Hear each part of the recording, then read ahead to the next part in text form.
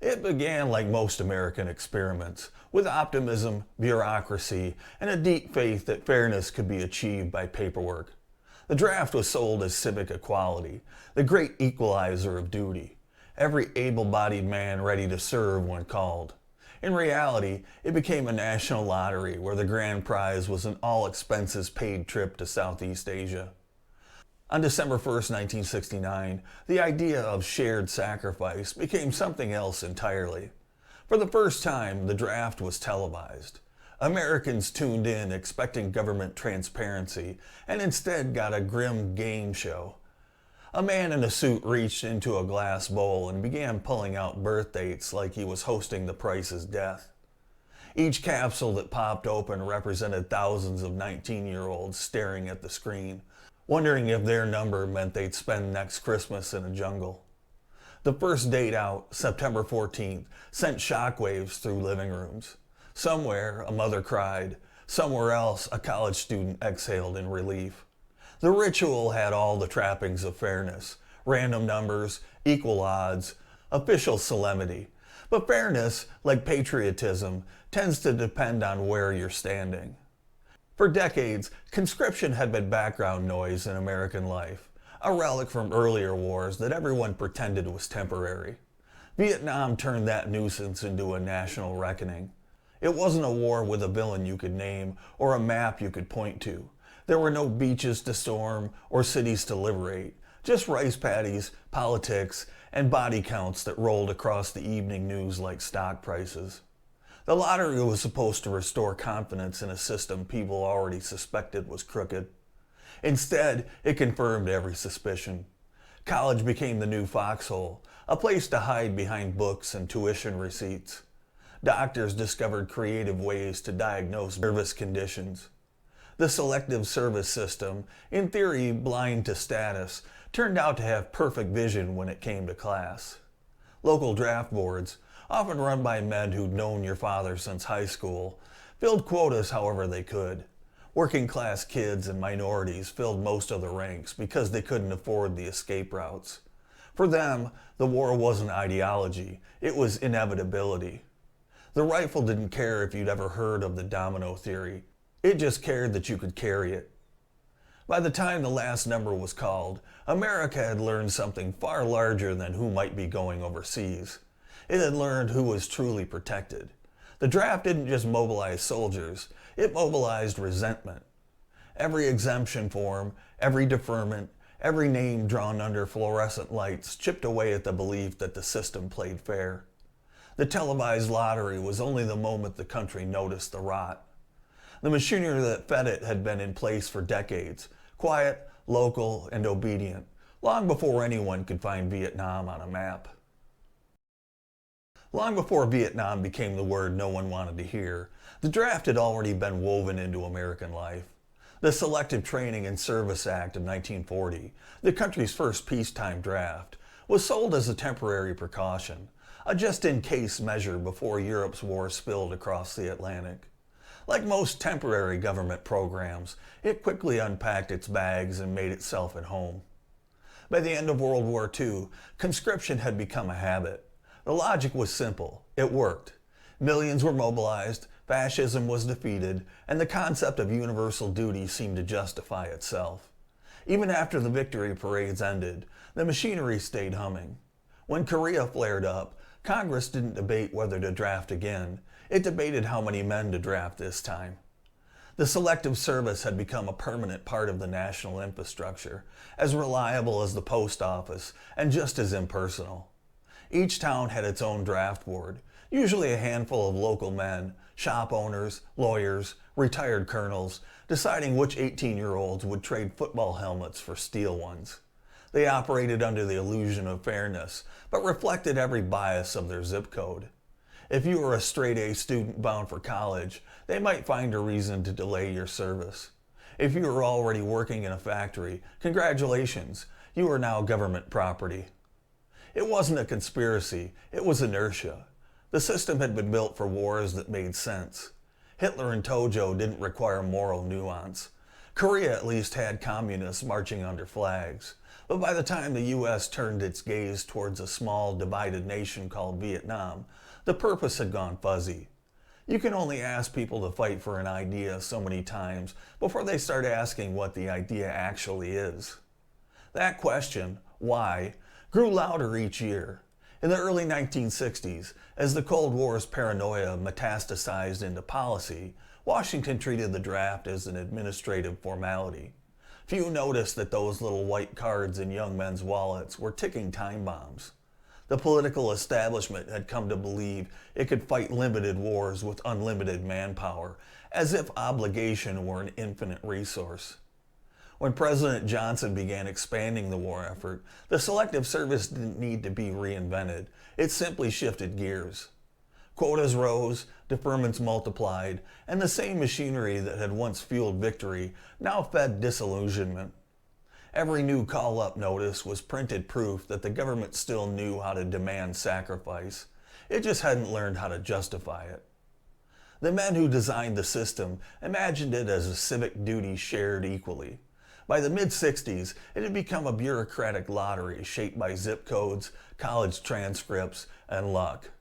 America's definition of service was no longer moral or patriotic. It was administrative. And that quiet transformation would matter more than anyone realized. Because when Johnson's escalation turned from advisors to hundreds of thousands of troops, the country discovered that the war in Vietnam wasn't just being fought overseas. It was about to be fought at home, in classrooms, in living rooms, and in the hearts of men who hadn't volunteered for either battlefield. When the draft machine kicked into high gear for Vietnam, it didn't take long for people to notice that some gears spun a lot smoother than others. On paper, everyone was equal before the Selective Service. In reality, equality had a price tag. The difference between a foxhole and a lecture hall was usually measured in tuition. College deferments were supposed to keep the nation's intellectual engine running, but they also kept its privileged sons safely behind desks. As enlistment numbers rose, so did university enrollment. Suddenly everyone discovered a passion for sociology. Meanwhile, working-class kids who couldn't afford tuition or medical loopholes found themselves holding rifles stamped property of U.S. government.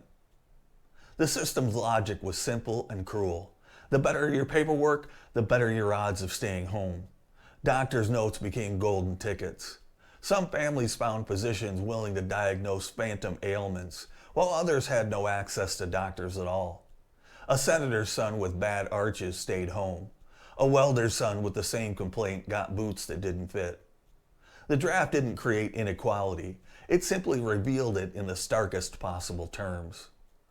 Race sharpened the edges even further. Black Americans made up about 11% of the population, but nearly 20% of combat deaths in Vietnam's early years. The statistics said one thing, but the sight of who came home in body bags said it louder. Civil rights leaders began calling out the hypocrisy of a country demanding loyalty abroad while denying equality at home. For white middle-class families, the draft was an inconvenience. For black families, it was another institution deciding who lived and who died. And while deferments were technically open to everyone, they required the kind of access that most minorities simply didn't have: money, influence, and the benefit of the doubt. In rural towns and city neighborhoods alike, the draft boards filled their quota the same way they always had, by taking whoever was easiest to reach. The notices arrived in the same mail that delivered electric bills. Some men didn't even make it to their 20th birthday before they were shipped to basic training. Even those who managed to dodge the draft rarely did it with pride. The culture of the 1950s had glorified service. By the mid-1960s, it had become a moral maze. Was refusing to fight cowardice, or was it conscience? Fathers who fought in Europe and the Pacific didn't understand why their sons were suddenly growing their hair and quoting Thoreau. Sons didn't understand why their fathers couldn't see that this wasn't the same kind of war. The divide wasn't just political, it was generational. America had raised its youth on John Wayne, then sent them to war that didn't play by the movie rules. The enemy wasn't uniformed, the victories weren't clear, and the casualties were counted on color TV. Parents saw patriotism, their kids saw futility. In the end, the draft board didn't just assign military service, it assigned identity. The deferments turned privilege into safety, the call-ups turned poverty into patriotism, and the space between them became a wound that never fully healed. By the late 60s, it was clear that the draft wasn't simply feeding an army, it was dividing a nation. The young men who went to Vietnam did so because they had no choice. The ones who stayed behind learned that in America, choice was the greatest luxury of all. And as the gap widened, the question of who should fight morphed into something even more dangerous: why anyone should. When the letters kept coming and the war kept dragging on, something snapped. The government called it draft resistance. History calls it the moment an entire generation decided to stop pretending. Until then, defiance had been un-American. But by 1967, being un-American was starting to sound like a moral upgrade. Students burned draft cards on campus lawns, the smell of paper and ink mixing with tear gas. Protesters filled the streets, not because they hated the country, but because they'd begun to suspect the country no longer knew what it was fighting for. The anti-war movement didn't spring from nowhere. It was born out of the same frustration that had filled living rooms during the lottery broadcast. Men watched their friends vanish into the jungle while politicians promised light at the end of the tunnel. The only light most soldiers saw was from incoming fire. Back home, their peers started questioning whether obedience was still a virtue. The government tried to frame dissent as cowardice, but it was hard to sell that narrative when the cowards were getting clubbed by police in front of news cameras. Martin Luther King Jr. spoke out against the war, calling it a moral betrayal of both America's ideals and its poorest citizens. Clergy led peace marches. College professors held teach-ins, explaining the geopolitical farce of Southeast Asia in plain English. Even veterans began throwing their medals into the Capitol reflecting pool. The fracture ran straight through the American home. Fathers who'd worn uniforms in World War II couldn't understand sons who refused them. Dinner tables turned into demilitarized zones, one side speaking the language of duty, the other of doubt. The word patriotism stopped meaning loyalty and started meaning judgment. Television made the division unavoidable. Protest footage ran beside casualty reports, and suddenly the two stories looked like parts of the same tragedy. Young Americans were killing and dying while others marched under banners demanding they stop. The nation had never been so informed and yet so unsure of itself.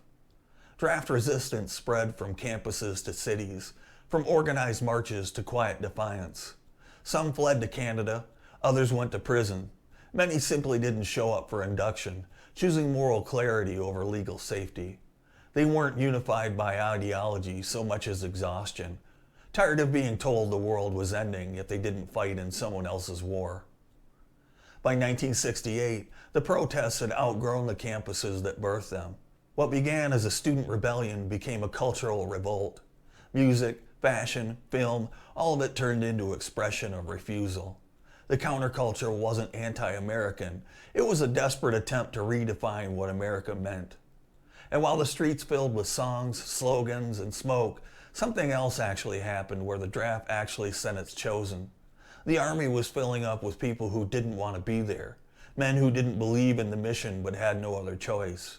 When disillusionment became the standard issue, the cracks started to show in a place where cracks were least welcome. By the early 70s, the war had stopped being about winning and started being about leaving. The army still marched, but it was marching on fumes. Every rotation brought in more draftees who didn't want to fight, didn't know why they were there, and didn't plan to stick around long enough to find out. Commanders called it a discipline problem. That was the polite term. The truth was uglier. Morale had collapsed, drug use was rampant, racial tension was boiling, and officers had begun to fear their own men. The word fragging entered the military dictionary. Soldiers killing officers with grenades, not because they were enemies, but because they were tired of being led to die for no reason they could name. By 1970, heroin was easier to find in-country than soap. Combat units operated on a quiet bargain. Do your job, don't push anyone too hard, and everyone might live long enough to rotate home. It wasn't mutiny, but it was close. The army that had stormed Normandy was now an exhausted collection of draftees, counting the days on their helmets. Racial divisions only made the rot deeper. Black and white soldiers fought the same enemy but lived in different worlds. Civil rights protests back home spilled into the barracks. Fistfights turned into riots, sometimes inside secure compounds. Generals talked about leadership challenges, but the men on the ground knew it for what it was, a country divided, now wearing uniforms. The Pentagon tried to paper over the collapse with slogans and incentives. New training programs, motivational posters, even experimental drug rehabilitation units. None of it fixed the core problem. You can't manufacture belief. The draft had turned the U.S. military into an organization half filled with people who didn't want to be there. Every man had an expiration date stamped in his mind. The only mission that matters was survival. Letters home told the real story. "We don't fight to win," one private wrote. "We fight to go home." By then, everyone knew the war was unwinnable, but the machine had to keep moving until Washington said stop. Orders didn't change just because the country's patience had. When the Paris Peace Accords were finally signed in 1973, it wasn't victory that ended the draft. It was exhaustion. The war had consumed more than men and money. It had eaten the Army's soul. Those who came back found themselves caught between two nations, one that had stopped believing in the war and another that had stopped believing in them. The damage was done. America had learned that forcing people to fight doesn't create unity. It breeds resentment. The same resentment that had burned on college campuses now smoldered inside the ranks. And as the last troops flew home from Saigon, Washington began to realize that the country would need a new way to fill uniforms, one that didn't depend on coercion or luck. By the time the last Huey lifted off from the jungle, the war had already detonated in Washington. The draft, once seen as a symbol of shared sacrifice, had become a political poison. Every administration that touched it left fingerprints and blame. Johnson expanded it. Nixon promised to end it. Both watched their credibility sink alongside their approval ratings. The country had grown tired of hearing speeches about duty while watching caskets come home. Protesters called politicians murderers. Politicians called protesters traitors. Somewhere between those shouts, the idea of America as a unified nation fell apart. The draft was the spark that lit the wider fire. Watergate, distrust, the loss of faith in every institution that had once seemed untouchable. The Pentagon Papers hit like a hammer. The public learned that officials had known for years the war couldn't be won. Young men were still being drafted anyway. It wasn't just a policy failure, it was a moral one. Every letter that began with "Greetings from the President of the United States" now read like a lie. Nixon, ever the tactician, understood what the others didn't. The draft had become a liability too big to manage. Ending it wasn't about ethics, it was about survival. He needed a way to drain the anger from the streets without admitting the system was rotten.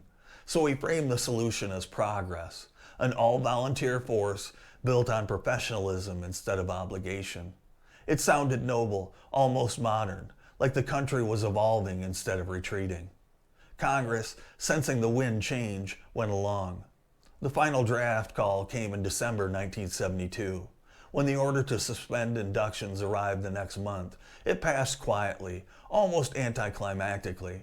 No celebration, no national sigh of relief, just a weary acceptance that something had ended, even if no one could quite say what. For those who'd served, the policy shift didn't undo the damage. They came home to protests, indifference, and a government pretending nothing had happened. For those who hadn't gone, it was proof that their resistance had mattered. And for the politicians who served the era, the draft became a lesson that they never stopped teaching. Never again make the entire country feel the cost of war. What began as a bureaucratic system for sharing sacrifice had ended as a political death trap. The American government learned it could survive scandal, inflation, even defeat, but not the image of fairness collapsing on national television. Ending the draft was the only way to stop the bleeding. When Nixon made it official in 1973, he presented it as reform. In truth, it was retreat. The state was giving up on the idea that service could ever again be truly universal. And from that point on, the burden of war would belong to those who chose it, or had no other choice at all. When the draft finally ended in 1973, there was no parade, No great national reconciliation, just a quiet administrative decision that reshaped the American military more than any battlefield victory ever had. The country didn't abolish the draft out of a newfound morality. It retired it like an old scandal, locking the door and pretending that it never had happened. The all-volunteer force sounded noble in theory, a professional army of motivated citizens, no more reluctant conscripts. In practice, it solved one problem by creating another. Without the draft, the military became invisible to most Americans. Service stopped being a universal expectation and turned into a career choice. Fewer than 1% of citizens would ever wear the uniform again, and that 1% would carry the weight for everyone else. At first, the transition looked like progress. No more protests, no more burning draft cards, no more angry parents begging Congress to stop the mail. But what vanished along with the outrage was the sense that the country's wars belonged to everyone. With no shared risk, war became easier to authorize and easier to ignore. Politicians could send soldiers abroad without worrying their own kids would end up there. Recruiters began targeting the communities that had always carried the load: small towns, rural schools, working-class neighborhoods. The same economic desperation that once filled the draft rolls now filled recruiting offices. The slogans changed from "Uncle Sam wants you" to "Be all you can be," but the audience stayed largely the same. The volunteer model brought professionalism and efficiency, but it also built distance. Americans could wave the flag on the 4th of July without ever knowing anyone who'd fought under it. Soldiers came home to polite applause instead of parades, and civilian life rolled on untouched. The draft had been crude and unfair, but it forced the nation to look its wars in the eyes. The volunteer army let it look away. What began as a fix for division became a wall of separation between those who fight and those who watch. The irony was perfect. In ending the draft to heal the nation, America had found a way to keep waging war without feeling it. Half a century later, the draft still hangs over America like a ghost. One the country pretends it buried, but whose shadows shows up every time a new war begins. It didn't just send men to Vietnam. It rewired the nation's relationship with power, duty, and trust. The lesson was supposed to be that forced service breeds rebellion. What it actually revealed was deeper, that Americans will tolerate almost anything except unfairness. The draft's machinery had claimed to treat all men equally, yet everyone knew it didn't. It became proof that privilege could be weaponized, that justice could be rationed, and that government ideals were only as honest as the people enforcing them. The wound never fully healed. It changed the way Americans viewed the state itself. Authority stopped being something to respect and started being something to question. From the Pentagon Papers to Watergate, from Kent State to every later whistleblower who followed, the same pattern echoed: distrust first, patriotism second. Even the wars that came after carried the draft's DNA. Desert Storm, Iraq, Afghanistan, conflicts fought by professionals while the rest of the country went shopping. The absence of conscription didn't unite America, it isolated it. A nation once defined by shared sacrifice now defined itself by selective participation. Yet for all its failings, the draft left behind a strange kind of honesty. It exposed the country to itself, its class divides, racial inequalities, moral blind spots. It stripped away the illusion that everyone carried the same burden, that awareness didn't make America fairer, but it made it harder to lie about fairness. Every time talk resurfaces about reinstating conscription, the same unease returns. Not because people fear service, but because they remember what it revealed. The draft didn't just break America, it showed America what was already broken. The generation that burned its draft cards didn't just end a war, it redefined citizenship. The cost was trust, and trust has never fully grown back. The letters no longer arrive, but their echo still does, reminding the country that equality isn't declared, it's enforced. And when it fails, the sound of that failure can last for generations. I'm Dave. I appreciate you watching. Please subscribe, like, comment, and share. And until next time, stand tall.